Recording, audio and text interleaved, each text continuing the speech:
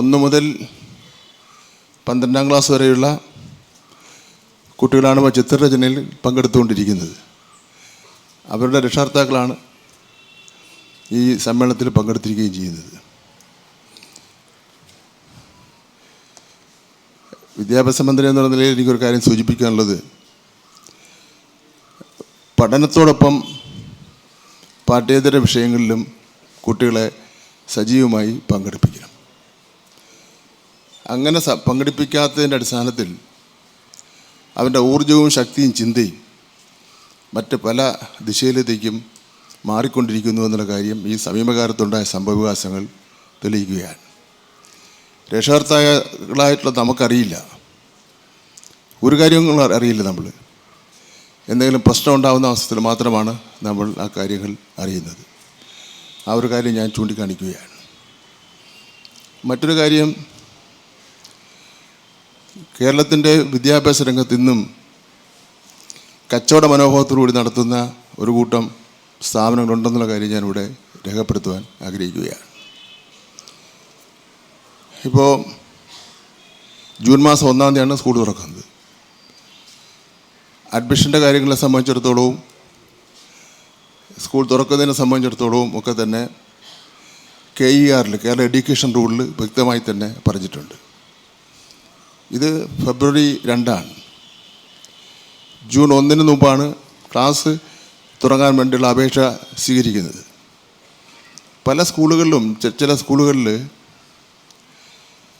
എനിക്ക് കിട്ടിയ വിവരം ശരിയാണെങ്കിൽ 1-ാം ക്ലാസ്സിൻ്റെ അഡ്മിഷൻ ഇപ്പോഴേ ആരംഭിച്ചു. 1-ാം ക്ലാസ്സിൻ്റെ അഡ്മിഷൻ ആരംഭിച്ചത് മാത്രമല്ല, കുട്ടിക്ക് എൻട്രൻസ് പരീക്ഷയും കൂടെ ഉണ്ട്. അത് കേരളത്തിൽ അത് അംഗീകരിച്ചു കൊടുക്കാൻ കഴിയുന്ന കാര്യമില്ല. ബാലപീഡനമാണ് നടക്കുന്നത്. അത് കഴിഞ്ഞിട്ട് രക്ഷകർത്താവിനൊരു ഇൻ്റർവ്യൂ ഉണ്ട്. അപ്പോൾ അമ്മ ഈ പഠിപ്പാണ് ഇത് ഇൻ്റർവ്യൂവിന് മറുപടി പറയുന്നതിന് വേണ്ടി. അതൊരു കാരണവശാലും അംഗീകരിച്ചു കൊടുക്കുന്നതിന് വേണ്ടി കഴിയില്ല. ഇവിടെ നമ്മൾ ചിന്തിച്ചുകൊണ്ടിരിക്കുന്നത് 1-ാം ക്ലാസ്സിൽ അക്കാഡമിക്കായിട്ടുള്ള ഒരു കാര്യവും പഠിപ്പിക്കേണ്ട എന്നാണ് ഇപ്പോൾ ആലോചിച്ചുകൊണ്ടിരിക്കുന്നത്. പാഠപുസ്തകവും വേണ്ട, എൻട്രൻസ് പരീക്ഷയും വേണ്ട. അവൻ ഹാപ്പിയായിട്ട് സന്തോഷത്തോടുകൂടി സ്കൂളിൽ വരട്ടെ, അവൻ പ്രകൃതിയെ മനസ്സിലാക്കട്ടെ, അവൻ ഭരണഘടനയുടെ കാര്യങ്ങൾ മനസ്സിലാവട്ടെ, ഒരു പൗരനെന്നുള്ള നിലയിൽ വളർന്നു വരുമ്പോൾ ശീലിക്കേണ്ട കാര്യങ്ങൾ മനസ്സിലാവട്ടെ. അതെല്ലാം മനസ്സിൽ കയറുന്ന സമയം ഈ 1-ാം ക്ലാസ്സൊക്കെയാണ്. ലോകത്തിൻ്റെ പല രാജ്യങ്ങളിലും 1-ാം ക്ലാസ്സിൽ ഒരു സിലബസും ഇല്ല. എന്ന് മാത്രമല്ല, ഒരു സ്കൂളിൽ 1-ാം ക്ലാസ് ചേരുന്നതിന് വേണ്ടി ഒരു അപേക്ഷ കൊടുത്താൽ അവൻ അപേക്ഷ നിഷേധിക്കുന്നത് അത് ഭരണഘടനാ വിരുദ്ധമാണ്, ബാലാവകാശ നിയമങ്ങൾക്ക് എതിരാണ്. മറ്റൊന്ന്, ഗവൺമെൻറ് സ്കൂളായിരുന്നാലും സ്വകാര്യ സ്കൂളായിരുന്നാലും PTA ഫീസ് വാങ്ങുന്നത്, നിങ്ങൾ ഞാൻ PTAയുടെ ഭാരവാഹികളൊക്കെ ഉണ്ടാവും, കുറച്ച് കൂടുതലാണ്. ഓരോ ക്ലാസ്സിനും 100 രൂപ, 50 രൂപ, 25 രൂപ വെച്ച് വാങ്ങാൻ പാടുള്ളൂ ഓരോ ക്ലാസ്സിനും. ഇവിടെ 2500, 3000, 4000, 5000 രൂപ വാങ്ങുന്ന സ്ഥാപനങ്ങളുണ്ട് എന്നുള്ള കാര്യം എൻ്റെ ശ്രദ്ധയിൽപ്പെട്ടിട്ടുണ്ട്. കർശന നടപടി അത്തരം സ്കൂളുകൾക്കെതിരെ എടുക്കും. അത്തരം PTA ആയിട്ട് അവിടെ പ്രവർത്തിക്കാൻ വേണ്ടി അനുവദിക്കുന്ന പ്രശ്നമില്ല. വളരെ കർശനമായ നിലപാട് അക്കാര്യത്തിൽ സ്വീകരിക്കുന്നതാണ്. അതുപോലെ അംഗീകാരമില്ലാത്ത സ്കൂളുകൾ, പ്രാരംഭമായിട്ടിവിടെ ഒരു പഠനം നടത്തിയ അവസരത്തിൽ 872 സ്കൂളുകൾ അങ്ങനെയുണ്ട്. നിയമം അനുസരിച്ച് NOC കൊടുക്കണം ഗവൺമെൻറ്, വിദ്യാഭ്യാസ വകുപ്പ്, ഏത് കോഴ്സായിരുന്നാലും.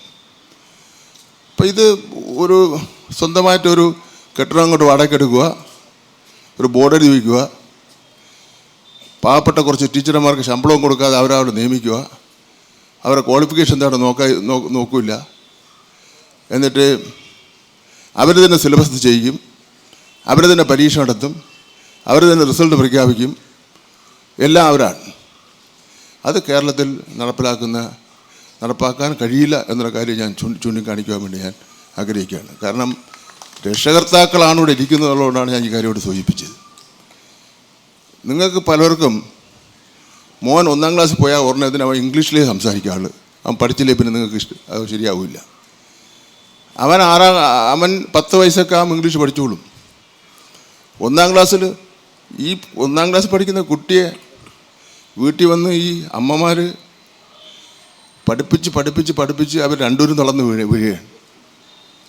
ആ ഒരു സാഹചര്യം നമുക്ക് ഒരു കാരണവശാലും അംഗീകരിക്കുന്നതിന് വേണ്ടി കഴിയില്ല. മറ്റൊരു കാര്യം, സബ്ജക്റ്റ് മിനിമമാണ്. എല്ലാ വിഷയത്തിനും മിനിമം മാർക്ക് വാങ്ങണം. ഓൾ പ്രൊമോഷൻ അത് പറ്റില്ല എന്ന് വിചാരിച്ചാൽ ഒരു കുട്ടിയും തോൽപ്പിക്കാൻ വേണ്ടി തീരുമാനിച്ചിട്ടില്ല. അപ്പോൾ സബ്ജക്റ്റ് മിനിമം എന്ന് പറഞ്ഞാൽ എല്ലാ സബ്ജക്റ്റിനും 35-30 മാർക്ക് വാങ്ങണം. ഇവിടെ എന്താ സ്ഥിതി?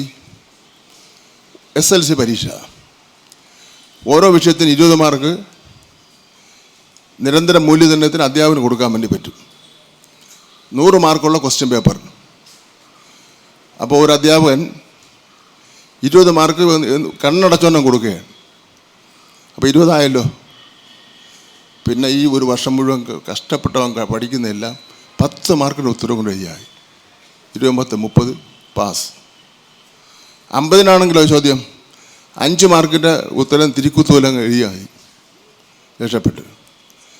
നമ്മുടെ കുട്ടികൾ ദേശീയ അടിസ്ഥാനത്തിൽ നടക്കുന്ന മത്സര പരീക്ഷയിൽ ജയിക്കണ്ടേ? ദേശീയ യൂണിവേഴ്സിറ്റിയിൽ നമ്മുടെ കുട്ടികൾക്ക് പ്രവേശനം കിട്ടണ്ടേ? ചിലരെല്ലാം പറയുന്നുണ്ട് ഇതൊന്നും വേണ്ടാന്ന്. ഈ വേണ്ടാന്ന് പറയുന്നുണ്ട് മക്കളെ ഇപ്പോൾ എഞ്ചിനീയറിംഗ് കോളേജിലും മെഡിക്കൽ കോളേജിലും IISനും ഒക്കെ കോച്ചിങ് ക്യാമ്പുകളിൽ പഠിക്കുന്നവരാണ്. വേണ്ടാന്ന് പറഞ്ഞാൽ ഒരു കാര്യം മനസ്സിലാക്കണം, ഈ നാട്ടിലെ പാവപ്പെട്ട കുട്ടികളും ഇത്തരം വിദ്യാലയങ്ങളിൽ പഠിക്കുന്നതിന് വേണ്ടിയുള്ള ഒരു അന്തരീക്ഷം ഉണ്ടാവട്ടെ എന്നുള്ള കാര്യം അവർ ഓർക്കുന്നത് നന്നായിരിക്കും എന്നുള്ള കാര്യം സൂചിപ്പിക്കാൻ വേണ്ടി ഞാൻ ആഗ്രഹിക്കുകയാണ്. ഈ വർഷം 10 വർഷത്തിന് ശേഷമാണ് പാഠപുസ്തകം പരിഷ്കരിക്കുന്നത്. ഒരു വിവാദവുമില്ലാതെ 5 പാഠപുസ്തകങ്ങൾ പരിഷ്കരിച്ചു. 5-ാം ക്ലാസ് വരെയുള്ള. ബാക്കി സ്കൂൾ തുറക്കുന്നതിന് ഒരു മാസം മുമ്പേ കുട്ടികളുടെ കൈകളിലേക്ക് അത് ലഭിക്കുമെന്നുള്ള കാര്യം കൂടി ഞാൻ സൂചിപ്പിക്കുകയാണ്. എന്തായാലും ഞാൻ രവി പിള്ളയുടെ ഫോട്ടോ പോസ്റ്റ് ഉദ്ഘാടനം ചെയ്തുകൊണ്ട് സംസാരിച്ച അവസരത്തിൽ RS ബാബുവിനോട് ചോദിച്ചുകൂടെ ഇരിക്കുന്ന ഓഡിയൻസ് ആരാണ്? അപ്പോൾ പറഞ്ഞ് രക്ഷകർത്താക്കളാണ്. രക്ഷകർത്താക്കളെ കയ്യിൽ കിട്ടിയല്ലോ ഇത്രയും വരെ. അപ്പോൾ അതുകൊണ്ട് ഈ കാര്യങ്ങളൊന്ന് പറഞ്ഞ് മനസ്സിലാക്കാൻ വേണ്ടി തീരുമാനിച്ചു. എന്തായാലും ഞാൻ പറഞ്ഞതിൽ നിങ്ങൾക്ക് വ്യത്യസ്താഭിപ്രായം ആർക്കും ഉണ്ടാവില്ലെന്നാണ് എനിക്ക് തോന്നുന്നത്. അല്ലേ, ഉണ്ടോ? അപ്പം നിങ്ങളുടെ എല്ലാവരുടെയും പിന്തുണ അഭ്യർത്ഥിച്ചുകൊണ്ട് എന്നെ നല്ല ചടങ്ങ് ക്ഷണിച്ചതിനുള്ള നന്ദി രേഖപ്പെടുത്തിക്കൊണ്ട് എൻ്റെ വാക്കുകൾ അവസാനിക്കും.